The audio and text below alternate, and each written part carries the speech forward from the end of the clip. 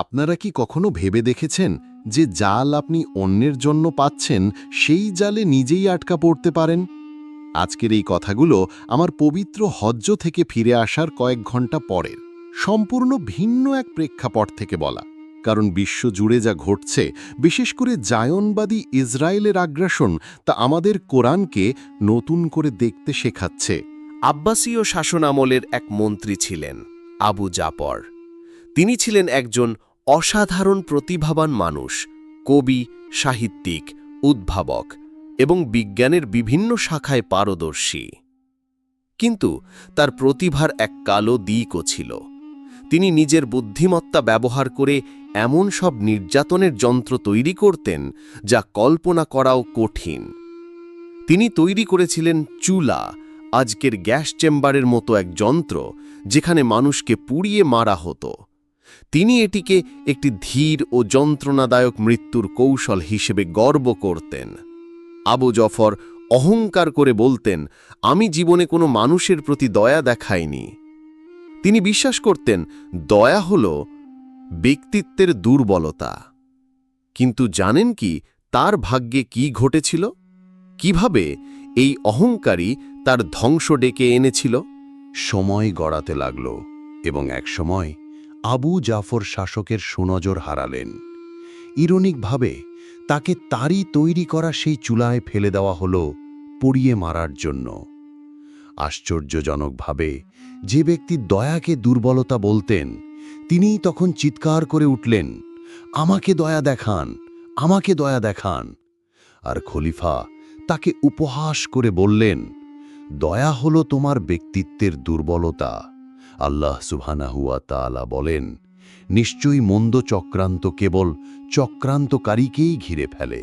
সময় গড়াতে লাগল এবং এক সময় আবু জাফর শাসকের সুনজর হারালেন। ইরোনিকভাবে তাকে তারই তৈরি করা সেই চুলায় ফেলে দেওয়া হল পুড়িয়ে মারার জন্য।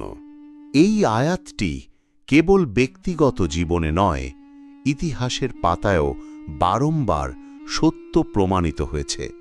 যখন কোনো অত্যাচারী নিজেকে অজেয় মনে করে, যখন মনে করে তাদের যন্ত্র ও শক্তি অপ্রতিরোধ্য, যেমনটা আজ বেঞ্জামিন নেতানিয়াহু গর্ব করে বলছেন তাদের গোপন ড্রোন ঘাঁটি তৈরির কথা, তখন আল্লাহ জানিয়ে দেন তারাই আসলে নিজেদের ধ্বংসের নীল নকশা তৈরি করছে।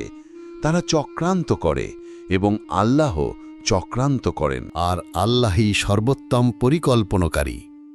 আল্লাহর প্রতিশ্রুতি হল তার বিজয় সন্নিকটে এবং তিনি বিশ্বাসীদের রক্ষা করবেন। ইতিহাসের দিকে তাকান।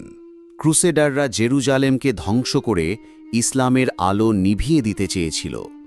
কিন্তু ১০০ বছরেরও কম সময়ে সালাহুদ্দিন আইয়ুবী জেরুজালেম শুধু পুনর্দখলই করেননি, বরং যে মহান আদর্শ তিনি স্থাপন করেছিলেন তা আজও আমাদের অনুপ্রাণিত করে। মঙ্গলরা মুসলিম বিশ্বে ধ্বংসযজ্ঞ চালিয়েছিল, হাজার হাজার বই পুড়িয়েছিল। কে বিশ্বাস করত যে চেঙ্গিস খানের নাতিরাই ইসলাম গ্রহণ করবে? কে ভাবত যে উপনিবেশ স্থাপনকারী উপনিবেশিতের ধর্মগ্রহণ করবে? তারা যাদের ধ্বংস করেছিল তাদেরই ছাত্রে পরিণত হল। মাত্র ১০০ বছরেরও কম সময়ে অবিশ্বাস্য এক পরিবর্তন। আল্লাহর পরিকল্পনা এমন গোপনীয়তা নিয়ে আসে যা চক্রান্তকারী দেখতে পায় না, কিন্তু একদিন তারা অনুভব করে। আমি হজে ছিলাম এবং দেখেছি মানুষ কিভাবে কান্নাময় কণ্ঠে গাজার জন্য দোয়া করছে। যখনই তারা গাজা নামটি নিচ্ছেন, তাদের গলা ভেঙে যাচ্ছে, চোখে জল আসছে। আমাদের ভাই বোনেরা যখন এই যন্ত্রণা সয়ে যাচ্ছে, তখন আমাদের ক্লান্তির কথা বলাটা করুণ। ক্লান্তির কোনো অজুহাত নেই। তাদের চক্রান্তের মধ্যে এমন সব ফাঁক আছে যা আমরা বা তারা কেউ দেখতে পাচ্ছি না। আর যদি দুনিয়াতে তাদের বিচার না হয়, আখিরাতে আল্লাহ তাদের বিচার করবেন। যদি আমাদের জীবনে না হয়, তবুও একদিন তা ঘটবে। আল্লাহ এই প্রতিশ্রুতি চিরন্তন। এখনই সময় হতাশ না হয়ে আরও বেশি করে প্রচেষ্টা করার। এটি পিছিয়ে যাওয়ার সময় নয়। আল্লাহ সুবহানাহু ওয়া তাআলা আমাদের নিরীহদের বিজয় দেখান, জালিমদের চক্রান্তের পতন দেখান। আল্লাহ আমাদের পথ দেখান যাতে আমরা নিপীড়িতদের জন্য কিছু করতে পারি, এবং এই প্রক্রিয়ায় আমরা যেন নিজেরাই অত্যাচারিতে পরিণত না হই। আল্লাহ আমাদের আল আকসা মুক্ত অবস্থায় একত্রিত হওয়ার তৌফিক দান করুন, যেমন তিনি আমাদের এখানে নামাজ পড়তে একত্রিত করেছেন। আমিন।